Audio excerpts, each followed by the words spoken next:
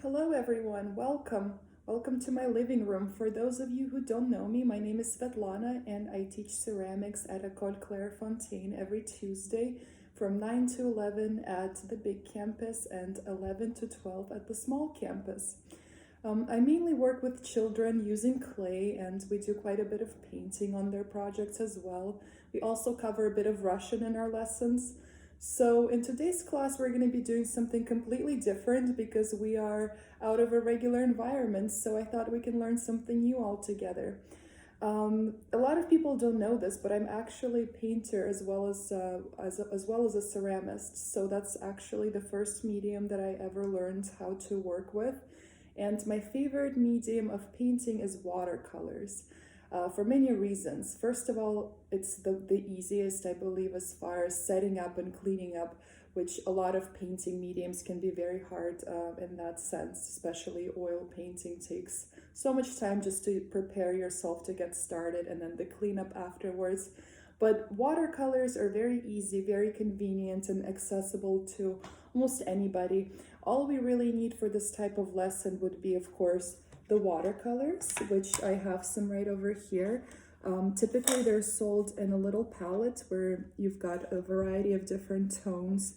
Typically the warm tones will be kept right on top, and then you have all the cool tones right underneath. And another variety or another example of this kind of palette would be something like this that I have, which you can tell I've used quite a bit already. But once again, the warm tones are typically on top. I might have rearranged this a couple of times and they look quite messy. But that's okay because they still work just fine, even if they do get messy. Then we will need a couple of different brushes. So I really do like to have watercolor brushes for when I work with watercolors. There's a reason why, because they are a lot softer and hold a lot more water, a lot more fluid in them because of that, which is excellent for this technique. So this is another material that we will need. Usually not more than a few. That will be plenty for what we're going to be learning. I have a little container of water. For the parents, I recommend not putting too much water because if it spills, it's a lot easier to clean, a little bit less than a whole gallon of it, right? And if it does get messy or the water gets dirty over time as we're using it, it's easy to switch it up, get some fresh, toss out the used up water. It's just easier to clean the mess if you spill just a bit rather than a lot of it. So just a little amount for now. If it gets dirty, I will switch it up. And then I have some paper. So I purchased this a little while ago. I use it a lot. It's mixed media little journal. So it's very important to make sure that your paper says, if you do buy mixed media, that it is okay for watercolors. And there's a reason why.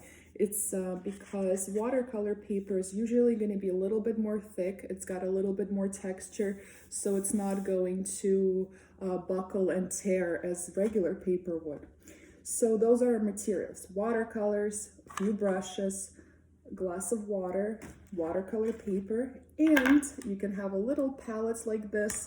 But if you don't have a palette like this, you can also just take out one piece of watercolor paper and use this as your palettes. This is what I used to do, but now I also keep this just to test the colors that I mix before I apply them on my final piece.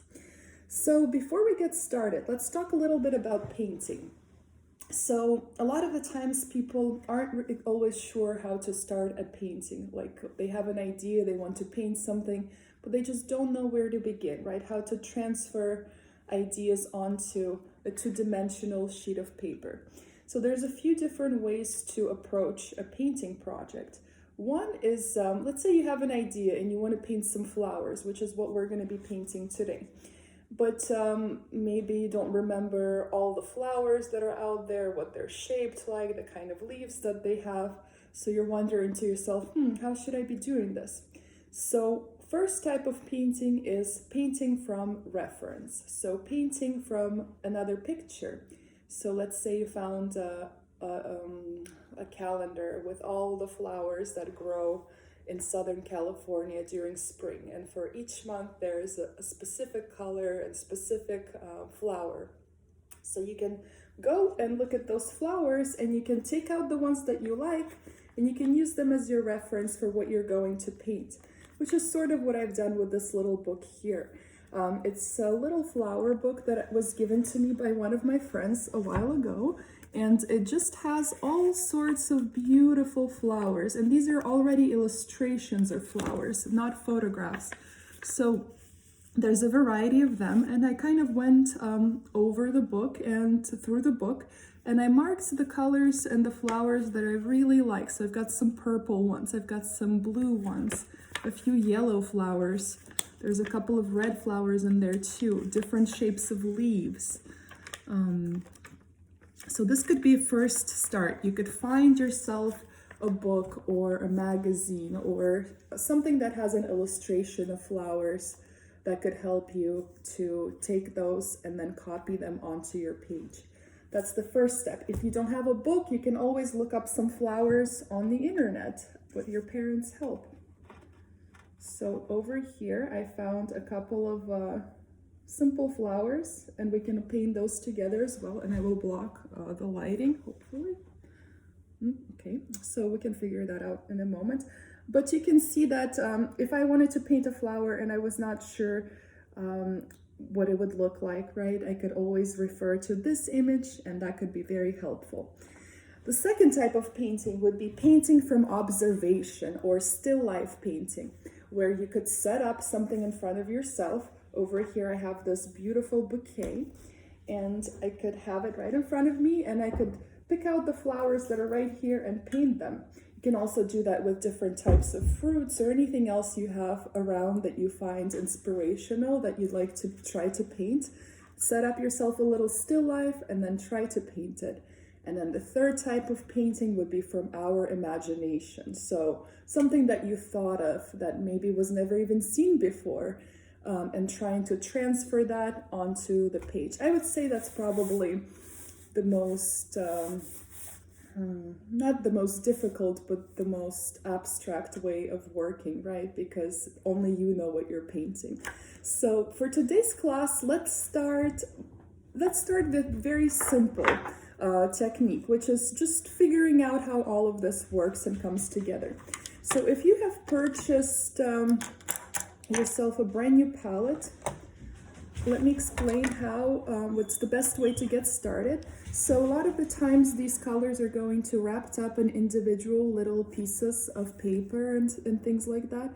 So you might want to unwrap them all individually first, put them back in their place. And what I like to do before I get started is I'm going to pick up a little bit of water, and then one by one, every time I touch one color, I'm going to dip back into the water to rinse off the brush. I'm just going to tap a little bit of water onto my colors, and I will do this to all of them. So I started watercolor painting when I was very young. I grew up in St. Petersburg in Russia, and I grew up as an only child, and both of my parents were also the only children in their families, so I didn't even have a lot of cousins or anything like that. So very small family, and when I was growing up, I had to almost find things to entertain myself in a way. And painting was something that I've always loved, and my parents have always encouraged it.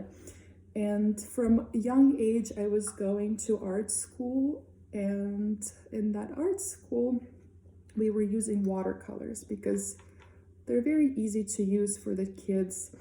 They don't make a lot of mess, and they are very easy to clean up. Nice to learn how to mix all the colors. And speaking of mixing the colors, one advice that I've always, not an advice, almost it's almost like a rule of thumb every time people work with watercolors. If your palette, and not even all palettes have this, but if they do, if you have a black color, just a solid black pigment, please go ahead and take it out. It's the reason why, it's because it's a very dominant color. So what it does, it kind of overwhelms all the rest of the tones, and instead of having them look Let me show you some pictures, very bright and vivid. It sort of mutes the whole thing. And instead of dipping into that color, every time we see a little shadow or a dark spot, we're going to learn how to mix our own neutral dark tone, which is going to be almost like a charcoal gray. But instead of actually dipping into just that color, we're going to learn how to do that ourselves. So if you do have that color, go ahead and take it out, which is what I'm going to do. But as I mentioned, not all palettes will even have it. For example, this one's a little bit more professional, even though it's smaller. It didn't have this color, so I don't have to remove it. But for this palette, yes, the best thing to do is to remove it. So that will lead me to my last color right over here, which is the brown. Got some gray, beautiful. So now the first thing, let's decide with the flower that we will want to start with. And I will go ahead and get my tablet, unlock it, and show you this right over here. Set it up so you can all see with me. Oops. There we go. Put this a bit closer. And maybe put this right. Okay, I think everyone can see. So, when you work with watercolors, what you want to do first, so this is different than working with any other piece of paper, is you want to prepare your surface. While your water is still clean and you haven't used it too much, you want to take your brush and you want to apply a smooth layer of water, an even layer of water. So try not to put too much in one place, just to kind of go around and almost glaze it with water. So really not too much, so it doesn't start to get soaked and buckle. But at the same time, this will prepare the surface, and I just go over a couple of times. And this is plenty. As you can see, it's very little, just sort of warmed up that surface for me. And then let's get started. So I do know that this is a purple flower, and I do know that I have a purple color right over here. So I'm gonna take some of this purple and I will put it right into my palette so I can see what it looks like. And you can see it's a very bright purple, and it's close to what I have here. Whenever you're not sure what your color looks like, before actually starting to paint, you can test it on your extra piece of paper. So that looks quite nice, and I'm going to just go for it. So it's got a few petals, this flower. It's got a yellow portion in the middle. So let's start with the petals, one by one. So here's one. So I'm painting them. I want you guys to be able to see how I'm doing it. Just a very general shape. I'm not worried about any details. And this is what we talk a lot about with the children in our lesson, is that the first thing we do, and this applies to both painting and ceramics, the first thing we want to do is just to create the general shape. And then we do all our decorations and details afterwards. So this is my general shape, right? I've got some petals. I left out this portion in the middle because it's going to be a different color, so I don't want to paint it yellow. And then I could rinse off my brush. And then let's go ahead and pick up a smaller brush and get a little bit of yellow right over here. If I'm not sure what it looks like, I can mix it in my palette, try it on the paper right after. You guys to see that I'm doing that. And with the middle portion, let's acknowledge the fact that it's different texture than our petals are, right? So the petals were more almost smooth and they've got linear kind of quality to them. The center is very different. It's very textured. So I feel like almost a better way to paint it is going to be to apply the yellow in the little dots.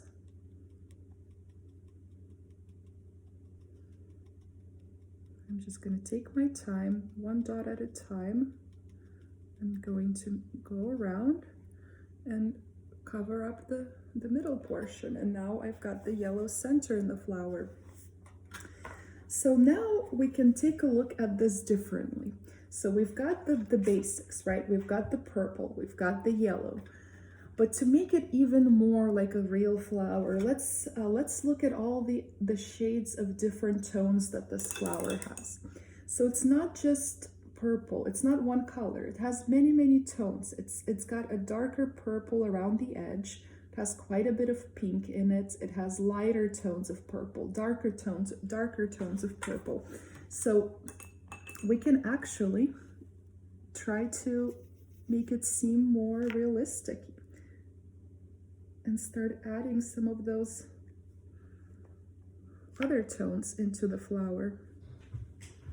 I think watercolor technique and just the whole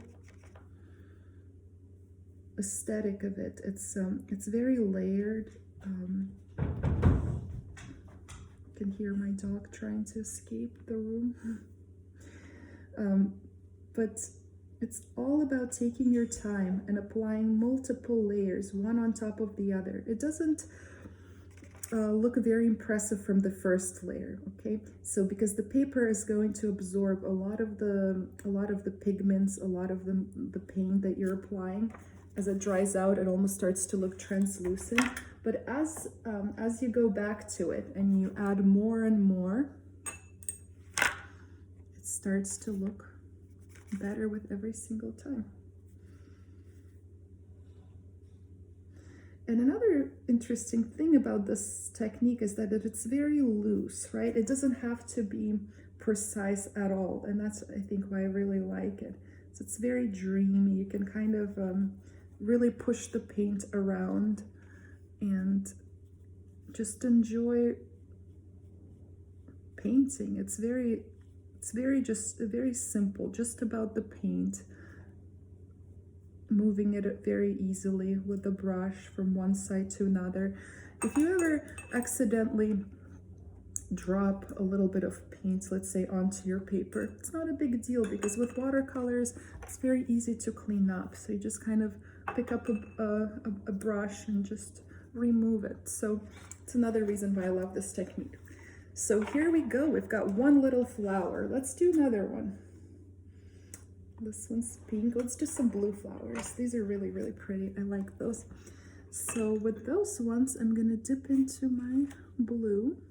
I'm gonna test it on the paper. I always do. I like to kind of mix it together. And then I'm gonna start mixing it with a little bit of this purple, just to create my own tone. So maybe this is going to be a completely new color that doesn't exist in my palette. And right underneath, I'm gonna start painting my second flower.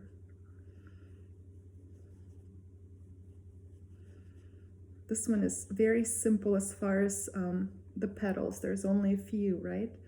So we're going to go very loosely, just place where they're gonna be going. We're not focusing on any details or the middle portion too much, or the leaves or anything like that.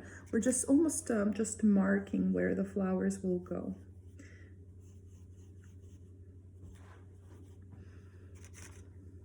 Okay, you guys can see.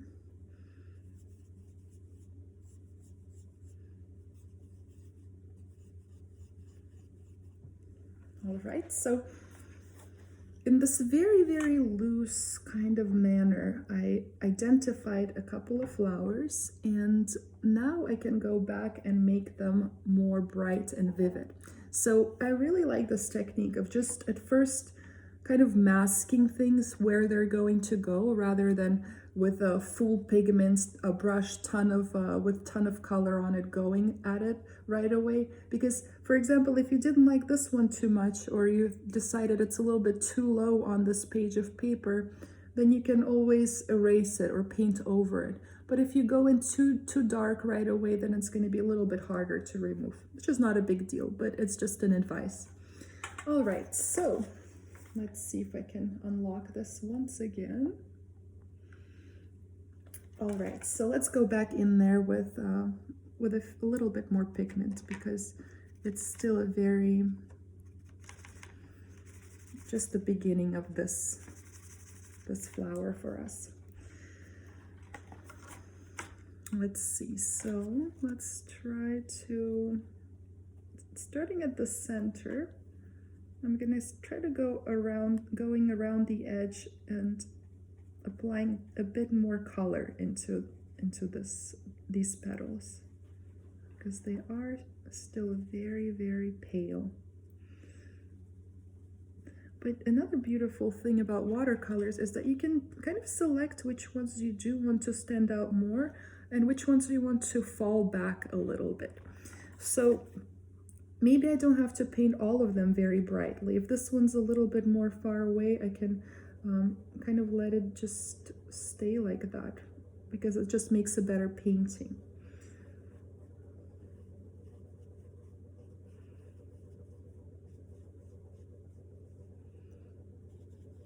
Simply going over, painting those round, beautiful petals of our flower, and leaving out the middle portion, right? So the middle of this flower is also going to be yellow, just like the previous one we did. So I'm gonna get into my little palette, test out this yellow.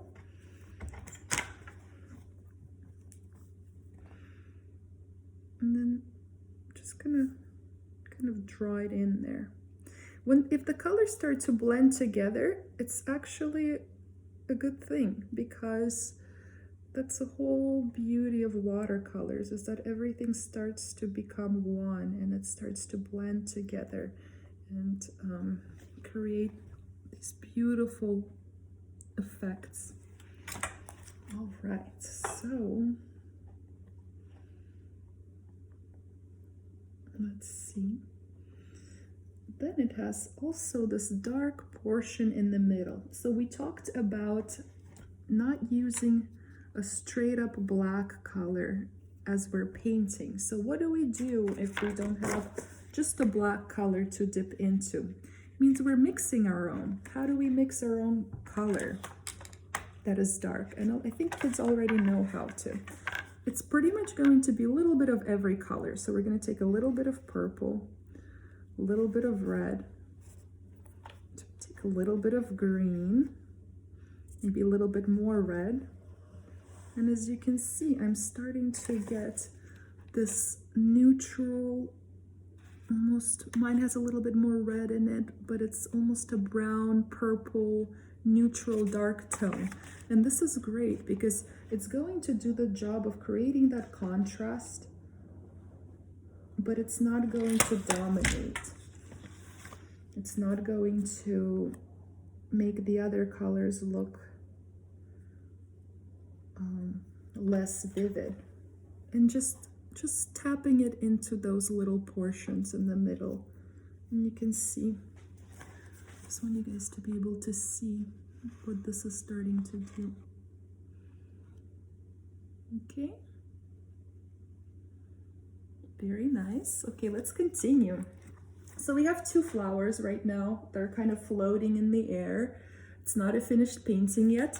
I think we need a couple more and then we can do the background and see what it looks like. So we've done this one. Ooh, pretty rose. Let's try that. A rose is always fun to paint. Okay. So for the rose, I'm just gonna fold this in half to get myself a cleaner surface. So you guys can see, I'll bring the palette closer.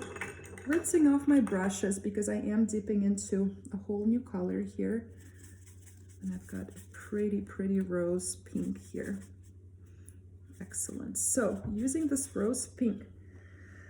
With a rose, it's a little bit tricky to paint, so not everybody knows how to, so pay attention. But it's also a lot easier than a lot of people think, actually. So just like the previous pieces, we're going to start with the petals, okay? And a rose doesn't have the same kind of petals as this flower did. It's kind of more closed in together. So we really got to paint the, we're going to start painting with this section of the petal and go all the way around until we build it into a flower. Let's see what it looks like. So starting in the middle, I'm going to make a little mark like this. Then, as I mentioned, going around, another round, okay? And just like with the previous flower, I'm using very light pigment on my brush, because if something doesn't look quite like the way I want it to, it's going to be a lot easier for me to fix that way. So I'm not committing to this shape quite yet. So you see, it's a very simple thing that I just did, but you can tell that it's a rose, right? Let me just bring this up closer. It just looks like some kind of little squiggles that are going in circles. Some of them are a little bit darker because the center of the rose is a little bit darker. It's got a little bit more depth in it, a little bit more contrast. The outer petals are a little bit lighter. And you can see that even just this very fast technique that I just did, it already works. It looks nice. So if I'll continue working on it, it's gonna look even better. So now I'm picking up a little bit more of this darker color, the same one I used earlier. And now I'm gonna get into the parts that I left out.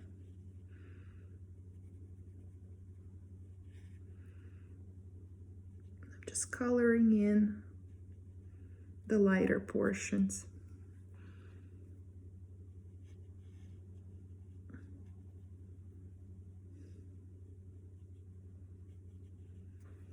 I really love painting. It's so relaxing. Let's see. Okay. And maybe just a little bit more right here for me.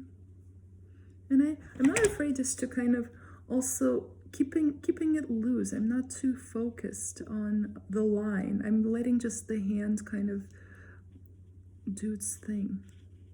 Filling in the color, just filling in the color, covering up the paper, and let's see what it looks like. It's beautiful. All right, nice and simple, and that's what watercolors are all about, just keeping it nice and simple. All right, so we've got a rose, we've got a purple flower. I think we need maybe a yellow flower if I can find one. Oh, here we go, perfect.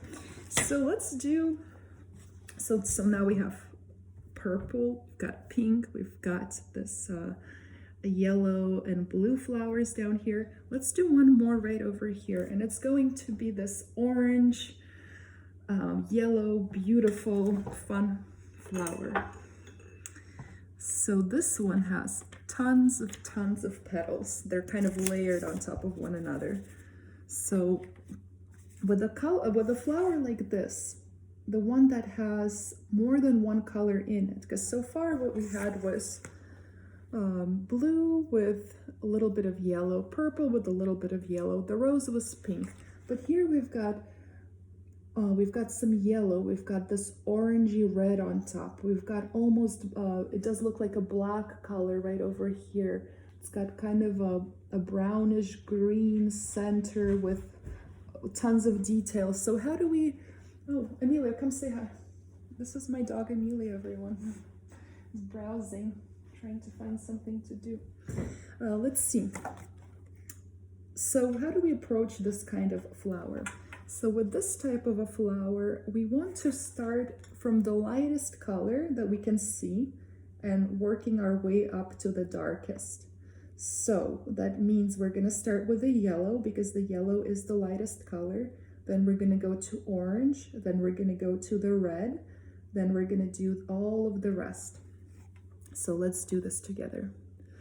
And this one has 1, 2, 3, 4, 5, 6, 7, 8, 9, 10. So at least 10 petals on top and then a whole layer underneath.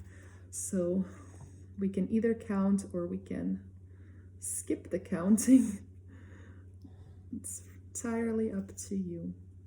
So another interesting thing I'd like to mention about painting and just art in general, is that you can always take things out and you can always add things. So if there's one part that you want to change, you are the artist, you can change it, okay?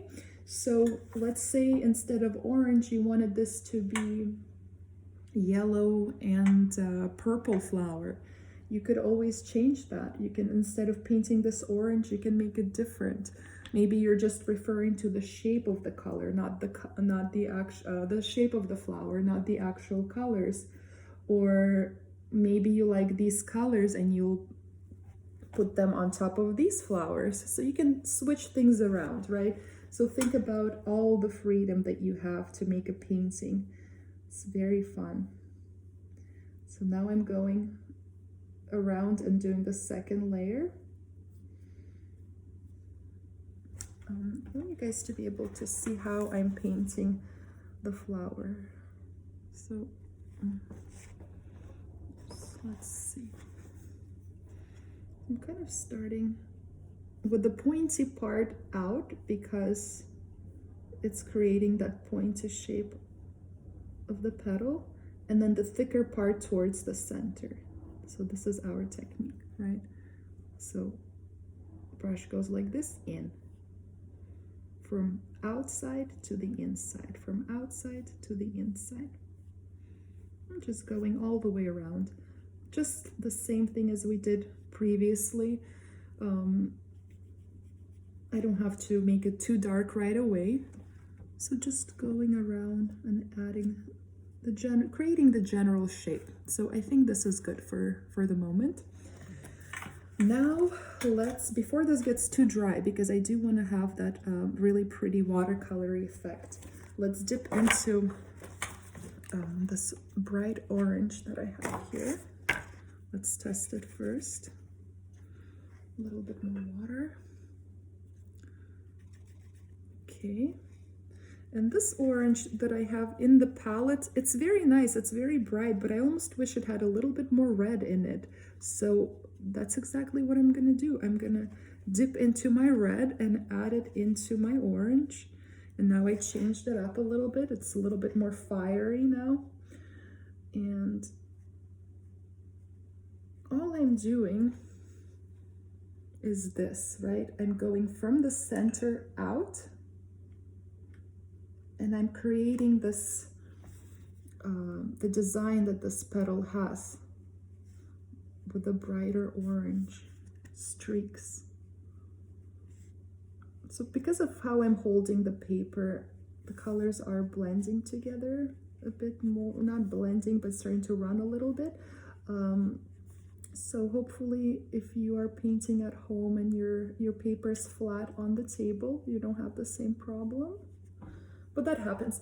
And actually, let me, now that I do have a little bit extra red right over here, let me show you how to take it off if you ever did get a little bit too much paint in one area.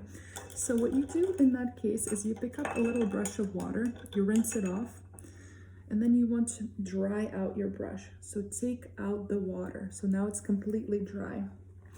And then with this dry brush, I can, first of all, remove some of the paint, but it also allows me to push it around and hopefully clean it up a little bit. Here we go. And if you really needed to make it even lighter, let's say you painted the wrong part accidentally or anything like that, you can even wash it off completely, so you can start to see the light showing, right? The underneath of the watercolor paper, or under the paper is starting to show through. So you can wash out watercolors quite easily. So that's another reason why I really like them. Okay, so let me see what I wanted to add next to this flower. Oops, let's try to stand this back up. Okay, very good. All right, so with this one, I'm gonna go back with a little bit more yellow just to add back the few parts that maybe got overwhelmed with the orange.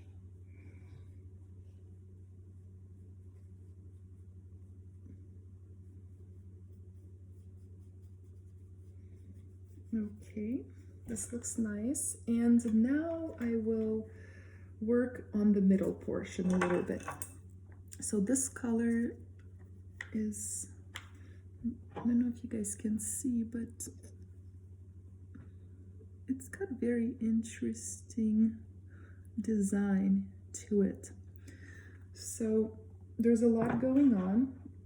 I have to break it down if I want to be able to paint it just like this, but perhaps I don't have to paint it exactly what it looks like. So we've talked about how we can take things away from the painting, we can add things to it.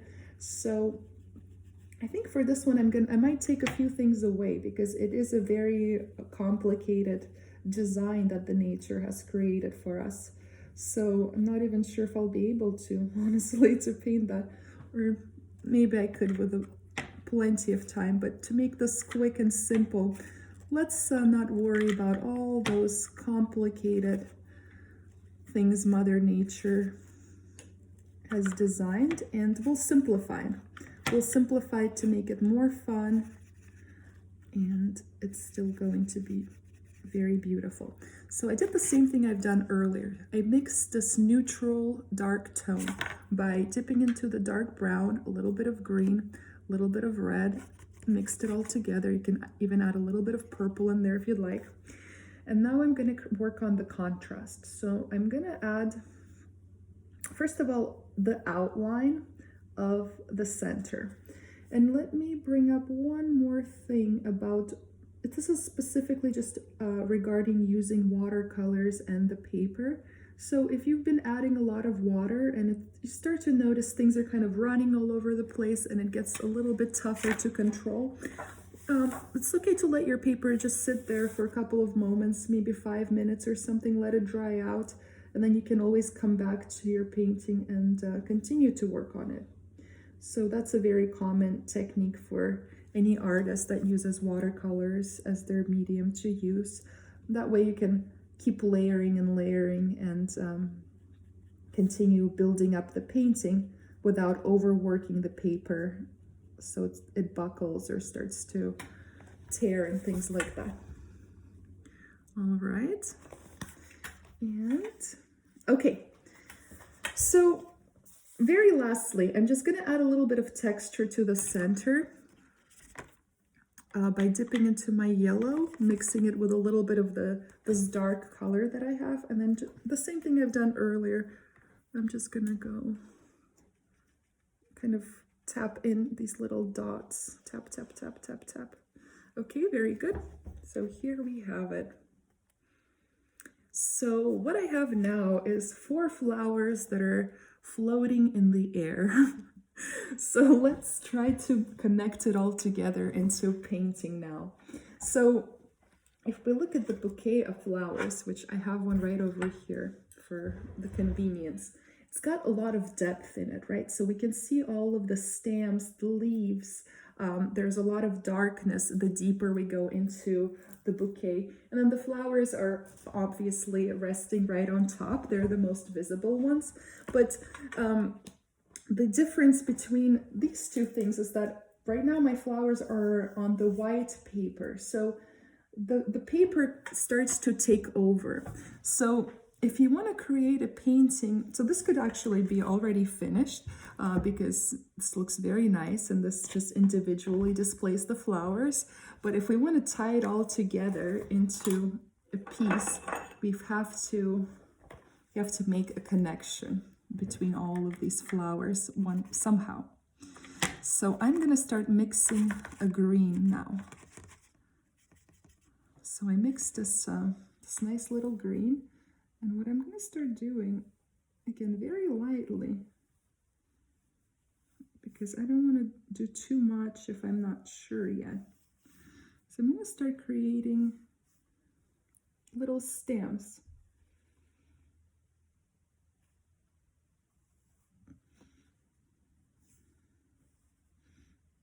Kind of attaching individual flowers to something. And usually flowers have a stem, okay? So just sort of marked marked the stems. I'm not sure about the thickness yet or whether they're going to have leaves or not. I just drew these little lines that are going from the top of the flower towards the bottom portion of the page. Okay, so now let's talk about the leaves. The same thing that you did earlier is you can look up different shapes of the leaves on the internet, or you can look up pictures of leaves in the magazine, or you can just come up with your own pictures of leaves. I'm trying to find the little book that I was showing you earlier, but in that book there's all kinds of shapes of leaves. Anyhow, another thing you can do is just to improvise and draw your own kind. So one thing I'd like to mention, this is kind of a painting point rather than specifically about the anatomy of flowers or shapes of leaves or things like that. So when we talk about painting, we have to consider the composition, right? So considering that this is the size of my canvas or my sheet of paper, that tells me that I have a little bit of negative space left. So I have to kind of create a vibe or sort of a flow of my painting. So I want to make sure that all of my flowers, if they do have leaves, the leaves fit into what I already have and they complement the things that I have. And if I feel like there's a part of my painting that needs a little bit more, a fun little leaf or two could be the perfect thing just for that. Okay, let's see. Roses also have little thorns, then we can add a couple. Maybe another little leaf down here that hasn't opened yet. And then just for these little guys, because they're so cute, I just want to add a couple fun leaves. Leaves, don't worry about being too precise with them. They're kind of in the background, you can almost say. I would say different sizes is what's, so they're not all the same kind of leaf. There's one leaf that is a little bit long and kind of like a little vine that goes around. And then there's some leaves that are more got little spikes on them. Then we have little tiny leaves as well. So as long as you have a variety, I think that's what makes a more fun painting. The same way we did with the flowers, right? We have a variety of flowers rather than the same flower over and over again. So there is my painting. I think I'm quite happy with it. I like how it came out. I hope this was fun for you guys. I've never done a tutorial video before like this, but I've seen quite a few myself for how to do things on YouTube. So I have an idea of what I should be saying, but I'm not sure how well it came out. So hopefully you enjoyed it and hopefully it made sense. And you had a good time. But yes, I just please leave some comments if you would like me to add something for the second class, or if you want to have any suggestions for the type of things we can paint. We can do different things than flowers, of course. We can do still life one day too, or I can talk you through how to make a still life. So any suggestions are welcome, but I hope you all are doing well. The kids, I miss you guys. Enjoy the time with your families, and I hope I will see you all very soon. Thank you so much. Have a great day. Bye-bye.